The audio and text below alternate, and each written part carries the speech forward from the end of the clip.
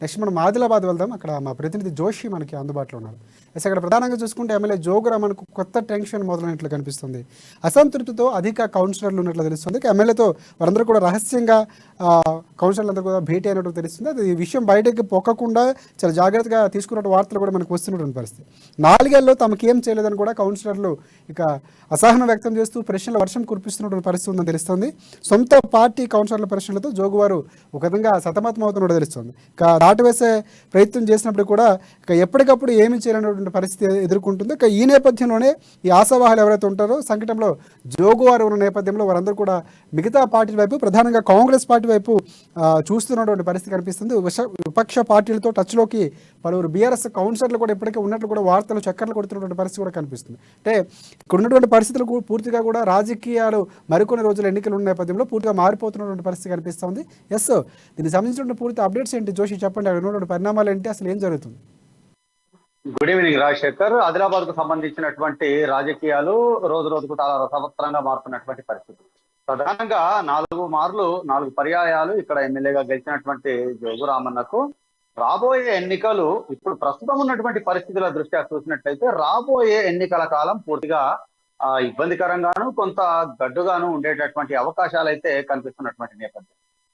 ఇక్కడ ఆదిలాబాద్ జిల్లా కేంద్రానికి సంబంధించినటువంటి మున్సిపాలిటీ 49 వార్డులకు సంబంధించి అత్యధికంగా అంటే మెజారిటీ కౌన్సిలర్లందరూ కూడా అధికార బీఆర్ఎస్ పార్టీకి వారే పొందినప్పటికీ కూడా ఇటు కాంగ్రెస్ అటు బీజేపీకి సంబంధించినటువంటి పలువురు కౌన్సిలర్లను కూడా బీఆర్ఎస్ లో చేర్చుకోవడం జరిగింది ఇది వరకు.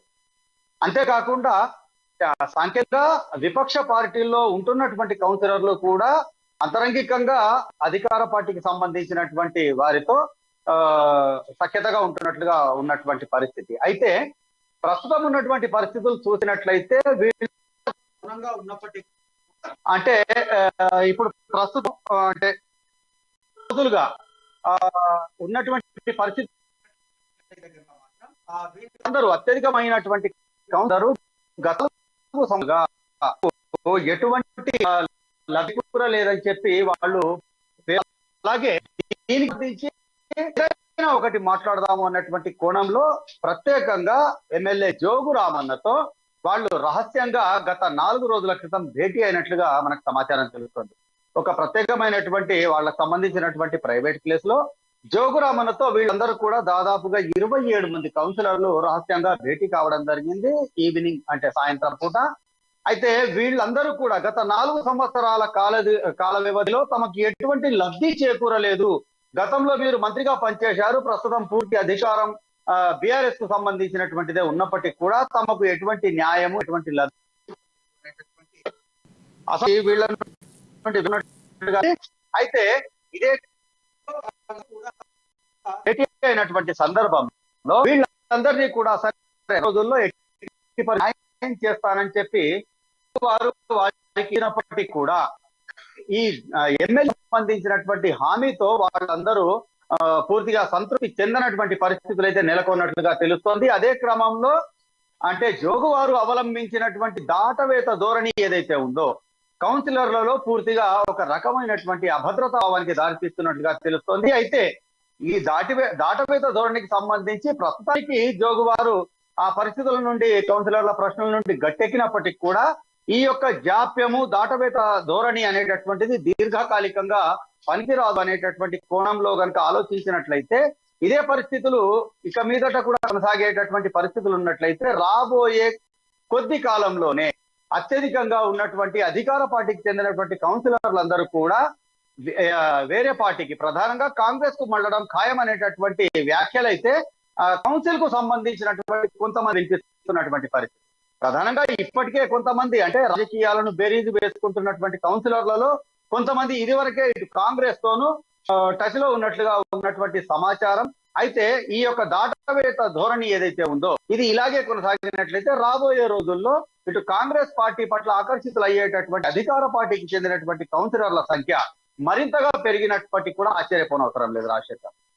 Right out. అంటే ఇప్పుడు జరుగుతున్నటువంటి పరిస్థితులన్నీ కూడా అంటే ఏ స్థాయిలో నష్టం బీఆర్ఎస్ పార్టీ కానీ జోగురామన్కి ఎంతవరకు జరగబోతుంది? అంటే జరుగుతున్నటువంటి పరిస్థితులు అసలు నష్టం ఉంటుందంటే ఖచ్చితంగా నష్టం అయితే ఉంటుంది. ఖచ్చితంగా జరుగుతున్నటువంటి పరిణామాలు మరికొన్ని రోజుల్లో ఆయన ఏమైనా వాళ్ళని చేజిక్కించుకునే పరిస్థితులు ఉంటాయి కనుక ఖచ్చితంగా పార్టీలో మార్పులు మరికొన్ని రోజుల్లో చోటు చేసుకునే అవకాశం అయితే మనకు ఉన్నటువంటి పరిస్థితి కనిపిస్తుంది.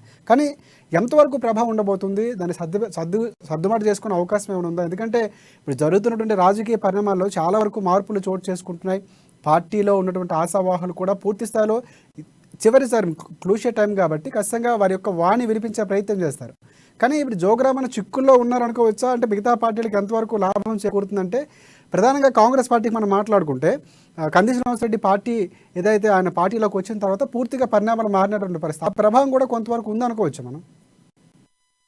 ఖచ్చితంగా రాజశేఖర్, వాస్తవంగా కాంగ్రెస్ పార్టీకి సంబంధించి ఇక్కడ కంది శ్రీనివాసరెడ్డి చేరిక కంటే ముందు కూడా కాంగ్రెస్ పార్టీ ఇక్కడ అలా స్ట్రాంగ్ గా ఉన్నా అంటే ప్రస్తుతం ఉన్నట్టు చూసినట్లయితే మాత్రం ఒక విషయం మనం ఇక్కడ స్పష్టంగా పేర్కొనవచ్చు.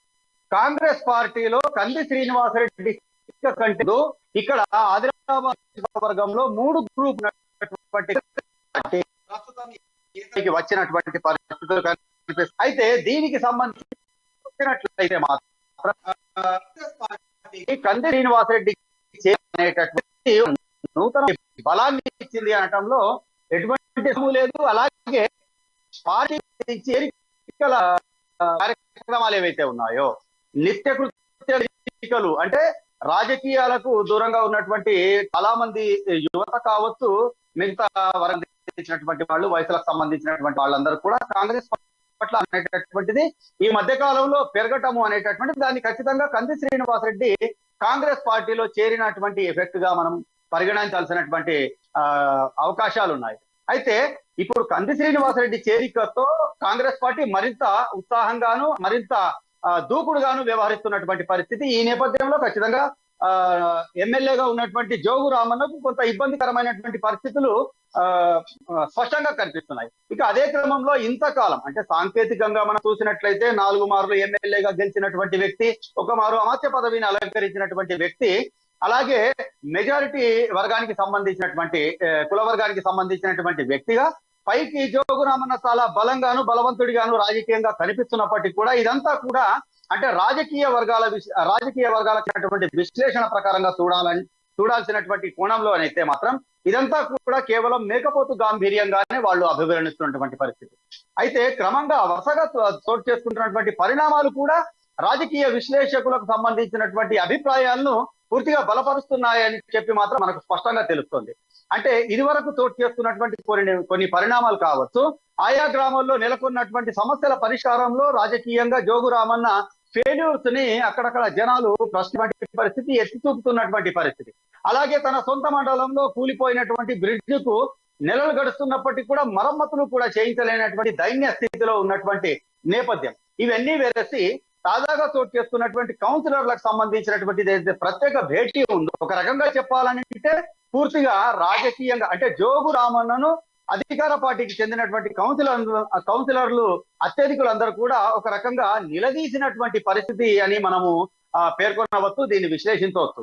ఇటువంటి పరిస్థితుల్లో ఏం చేయాలి, వాళ్ళకి ఏం సమాధానం చెప్పాలి, వాళ్ళని ఏ విధంగా సంతృప్తి పరచాలి అన్నటువంటి సందిగ్ధావస్థలో సమస్య నుండి పక్కకు తప్పుకునేటటువంటి క్రమంలో దాటవేత దారిని అవలంబించారు జోగు వారు అనేటటువంటి విషయం మాత్రం స్పష్టంగా తెలుస్తోంది రాజశేఖర్. అయితే ఈ యొక్క దాటవేత ధోరణి అనేటటువంటిది ప్రస్తుతానికి ఆయనను గట్టెక్కించవచ్చు, కానీ రాబోయే రోజుల్లో మాత్రం ఇది ఖచ్చితంగా మరింతగా పెరిగేటటువంటి అవకాశాలు మాత్రం స్పష్టంగా ఉన్నాయి రాజశేఖర్.